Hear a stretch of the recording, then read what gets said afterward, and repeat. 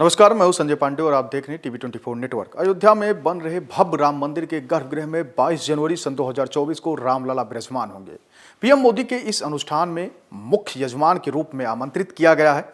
PM Modi को मुख्य यजमान बनने को लेकर भी देश में कई जगह लोग सवाल उठा रहे हैं। इस बीच अयोध्या में रामलला की प्राण प्रतिष्ठा की तारीख जैसे जैसे नजदीक आ रही है, वैसे वैसे इस मुद्दे पर सियासत भी तेज होती जा रही है। जहां राम मंदिर को लेकर देश भर में उत्साह है, वहीं कुछ लोग इस मुद्दे पर भी सियासत करने से बाज नहीं आ रहे हैं।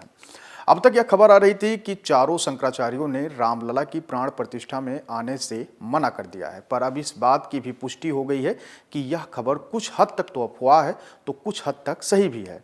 चारों मठ के शंकराचार्यों ने कहा कि हम खुश हैं कि राम मंदिर बन रहा है, लेकिन कुछ नियम होने की वजह से हम प्राण प्रतिष्ठा कार्यक्रम में शामिल नहीं हो पाएंगे। इससे पहले पुरी के शंकराचार्य निश्चलानंद सरस्वती ने कहा था कि शंकराचार्यों की अपनी एक गरिमा होती है, यह हमारा कोई अहंकार नहीं है और हम शंकराचार्यों से ये उम्मीद कदाप न की जाए कि जब प्रधानमंत्री रामलला की मूर्ति स्थापित करेंगे तो हम बाहर बैठेंगे और उनके लिए तालियां बजाएंगे। ऐसा कभी नहीं होगा। प्राण प्रतिष्ठा कार्यक्रम को लेकर कांग्रेस ने पहले ही राजनीतिक कार्यक्रम करार दिया है और अपने स्टेटमेंट में कहा है कि बीजेपी और आरएसएस जानबूझकर लोकसभा चुनाव के पहले मंदिर का प्राण प्रतिष्ठा कार्यक्रम करा के चुनाव में लाभ हासिल करना चाहती है। इसलिए हमारे यहाँ से कोई भी बड़ा नेता प्राण प्रतिष्ठा कार्यक्रम में शामिल नहीं होगा। वहीं समाजवादी पार्टी के मुखिया अखिलेश यादव ने भी प्राण प्रतिष्ठा कार्यक्रम में जाने से मना कर दिया है। अखिलेश यादव ने कहा कि हम को न्योता ही नहीं मिला, इसलिए हम 22 तारीख को प्राण प्रतिष्ठा के हो जाने के बाद भगवान राम के दर्शन करने सह परिवार जाएंगे, लेकिन अभी हम बीजेपी और आरएसएस के द्वारा कराए जा रहे प्राण प्रतिष्ठा कार्यक्रम में शामिल नहीं होंगे।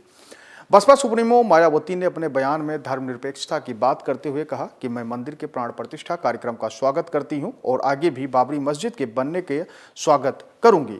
वैसे एक बात तो साफ है कि विपक्ष को 22 तारीख को होने वाले प्राण प्रतिष्ठा कार्यक्रम का किसी भी तरीके से रास नहीं आ रही है, क्योंकि विपक्ष को ये लगता है कि मंदिर के प्राण प्रतिष्ठा कार्यक्रम की वजह से भारतीय जनता पार्टी को लोकसभा चुनाव में एक बड़ा फायदा मिलने वाला है।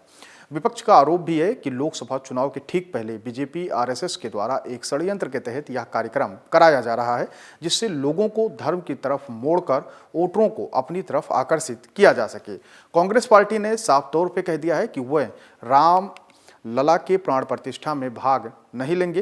कांग्रेस पार्टी ने आगे कहा कि भाजपा और आरएसएस के नेताओं के द्वारा आधे अधूरे मंदिर का उद्घाटन स्पष्ट रूप से चुनावी लाभ के लिए किया जा रहा है। भाजपा ने तुरंत कांग्रेस के फैसले की तीखी आलोचना भी किया था और सुझाव दिया था कि सबसे पुरानी पार्टी को उसके इस कृत्य के लिए चुनाव में बहिष्कार का सामना करना पड़ सकता है। बता दें कि अन्य राजनीतिक पार्टियां व अन्य राजनीतिक नेता जैसे अखिलेश यादव, लालू प्रसाद, ममता बनर्जी, नीतीश कुमार भी संदिग्ध दिखाई दे रहे हैं, यानी कि वह भी राम मंदिर के प्राण प्रतिष्ठा कार्यक्रम में आने को आतुर बिल्कुल भी दिखाई नहीं दे रहे हैं, जिससे राजनीतिक परिदृश्य में और भी हलचल दिखाई दे रही है।